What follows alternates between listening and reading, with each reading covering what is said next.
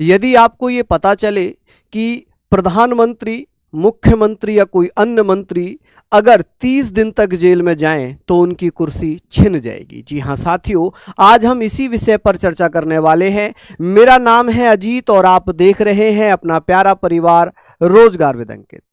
मैं बात कर रहा हूं 130वें संविधान संशोधन विधेयक 2025 की, जिसमें यह व्यवस्था की जा रही है कि यदि कोई भी मंत्री, मुख्यमंत्री या प्रधानमंत्री अपने पद पर रहते हुए किसी ऐसे गंभीर आरोप में 30 दिन तक जेल में रहता है जिस आरोप में उसे 5 साल तक की सजा का प्रावधान है, तो वो अपनी कुर्सी छोड़ देगा, उसे अपनी कुर्सी से त्यागपत्र देना पड़ेगा।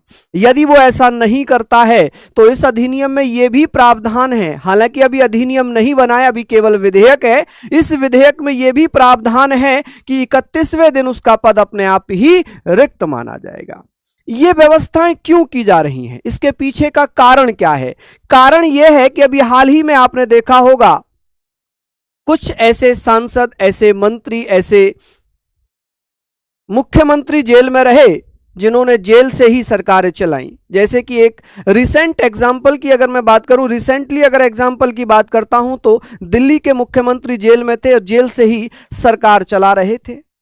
इनसी सभी विचारधाराओं पर हम आज बात करेंगे, तो सभी लोग भैया मेरे साथ जुड़िए और यहां पर हम इस पर विशेष रूप से चर्चा करेंगे। केंद्रीय गृह मंत्री अमित शाह के द्वारा लोकसभा में यह प्रस्ताव पेश कर दिया गया है।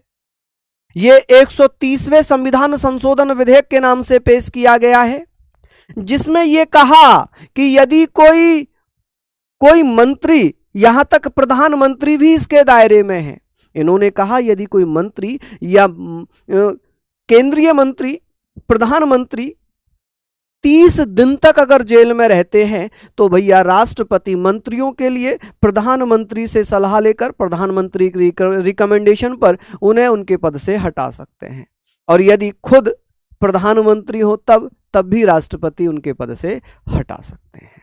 तो इन पर हम चर्चा करेंगे। देखिए, 3 विधेयक पेश किए गए हैं लोकसभा में, 3 विधेयक पेश किए गए हैं। मैं यहां पर लोकसभा की अगर बात करूं तो लोकसभा की अगर हम बात करेंगे तो आप कहेंगे सर 130वां संविधान संशोधन विधेयक, 130वां संविधान संशोधन विधेयक 2025 ये भैया पेश किया गया है। और इसमें किसका हवाला दिया है? इसमें एक आर्टिकल है, एक आर्टिकल 75 क्लोज 5 सब क्लोज ए, यानी कि अनुच्छेद 75 खंड 5A। इसमें यह व्यवस्था है कि यदि कोई मंत्री या प्रधानमंत्री 30 दिन तक अगर जेल में रहता है, हालांकि ये पहले 6 महीने तक था कि 6 महीने तक अगर वो जेल में रहता है तो उसकी जो पद था वो समाप्त होता था, लेकिन इसमें ए और जोड़ा गया है, 5A जोड़ दिया गया। इसमें यह व्यवस्था कर दी गई है कि यदि कोई प्रधानमंत्री, मंत्री अपने पद पर रहते हुए ऐसे गंभीर आरोपों में लिप्त पाया जाता है जिन आरोपों में 5 साल की सजा है, अगर कोई आरोप उस पर लगता है, कोई ऐसा आरोप जिसमें 5 साल की सजा है, 5 साल या इससे अधिक की सजा है, 5 साल या अधिक की सजा हो, ठीक है, सजा की व्यवस्था हो, तो उसे अपना पद छोड़ना पड़ेगा। ठीक है, इन आरोपों में यदि उसे 30 दिन तक, 30 डेज तक क्या किया जाता है? गिरफ्तार कर लिया जाता है, यानी कि वो 30 डेज तक जेल में रहता है तो उसका पद जो है समाप्त हो जाएगा, उसे त्यागपत्र देना पड़ेगा। यदि वो त्यागपत्र नहीं देता है तो 31वें दिन उसका पद अपने आप ही समाप्त माना जाएगा। 31वें दिन स्वयं समाप्त माना जाएगा, स्वयं पद रिक्त माना जाएगा। क्या माना जाएगा? पद रिक्त माना जाएगा। यह व्यवस्था किसमें की गई है? यह व्यवस्था की गई है संविधान संशोधन 130वां संविधान संशोधन विधेयक 2025। वहीं अगर मैं बात करूं राज्य पुनर्गठन, जम्मू कश्मीर राज्य पुनर्गठन संशोधन विधेयक 2025 की, तो इसमें भी यह व्यवस्था की गई है कि यदि मुख्यमंत्री या मंत्री, हम जानते ही हैं, हम यहां पर जानते हैं कि एक आर्टिकल है 164 खंड 4A, इसमें भी यह व्यवस्था होगी। सेम यही वाली व्यवस्था इसमें की गई है। किसके लिए? तो आप कहेंगे सर जम्मू एंड कश्मीर, ठीक है। अब ये राज्यों से संबंधित व्यवस्था हो गई। वहां पर अगर मैं बात करूं कि संघ राज्य क्षेत्र शासन संशोधन विधेयक, इसमें क्या कहा गया है, इसमें भी एक आर्टिकल पर चर्चा हुई है, अनुच्छेद 239 ए 239 ए क्लोज 5A, इसमें भी सेम यही व्यवस्था है कि उपराज्यपाल मंत्री या मुख्यमंत्री को उनके पद से हटा सकते हैं यदि वो 30 दिन तक वो जेल में रहते हैं। अगर वो त्यागपत्र नहीं देते हैं तो 31वें दिन उनका पद अपने आप समाप्त माना जाएगा। इसका विरोध हुआ। विरोध क्यों हुआ? विरोध इसलिए करा जा रहा है कि विपक्ष ये कह रहा है कि सरकार इसका दुरुपयोग करेगी।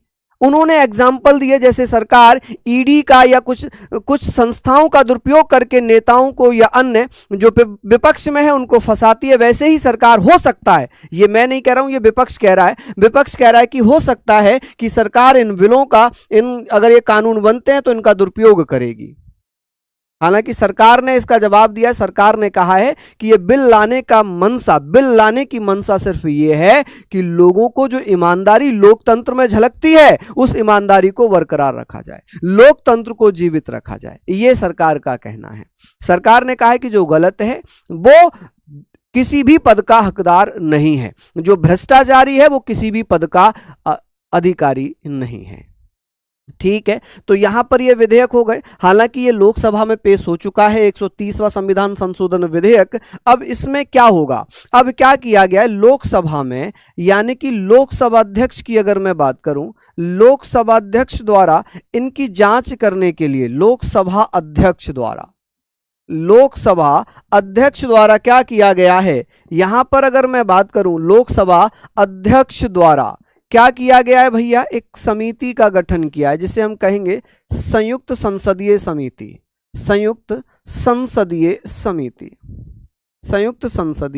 समिति। अब ये जो समिति है ये क्या करेगी, जिसे हम क्या बोलते हैं, तदर्व समिति बोलते हैं, एडॉक कमेटी बोलते हैं। इसका काम क्या है? जॉइंट पार्लियामेंट्री कमेटी, इसको क्या बोलते हैं? जॉइंट पार्लियामेंट्री कमेटी बोलते हैं। अब ये क्या करेगी? ये इन विधेयकों की जांच करेगी। अब इसमें कितने लोग होंगे? देखिए, संयुक्त संसदीय समिति में जितने लोग लोकसभा से होंगे उससे, या ऐसे कहेंगे जितने लोग राज्यसभा से होंगे उसके दुगने सदस्य कहां से होंगे? लोकसभा से होंगे। कहां से होंगे?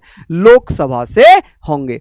अब बात ये आ गई, यहां पर बात ये आ जाती है कि ये जांच करेगी। अब इसमें सभी पार्टियों से सदस्य लिए जाएंगे। अब क्या सभी, जितनी भी पॉलिटिकल पार्टियां सभी होंगी? नहीं, जितने बड़े बड़े राजनीतिक दल होंगे उनसे जरूर इसमें सदस्य लिए जाएंगे। ये जांच करेंगी और ये इस विधेयक के ऊपर अपनी एक रिपोर्ट पेश करेंगी। ठीक है, हालांकि अभी लंबा प्रोसेस है, लेकिन अगर देखा जाए पहल अच्छी है। लेकिन ये पहल तभी तक अच्छी है जब तक संवैधानिक रूप से ये पूर्ण स्वतंत्र होकर, निष्पक्ष होकर काम करे। लेकिन जब भी कानून बनते हैं उनका दुरुपयोग तो होता ही है। ठीक है, तो आप लोग भैया, आपको ये जानना जरूरी है कि यदि अगर कोई भ्रष्टाचारी है तो क्या उसे पद पर रहना चाहिए? अगर कोई भ्रष्टाचारी है तो उसे पद पर रहना चाहिए या नहीं रहना चाहिए? आप अपनी राय कमेंट में जरूर बताइएगा। तो ऐसी बेहतरीन जानकारी के लिए देखते रहें अपने प्यारे परिवार रोजगार विद अंकित। धन्यवाद।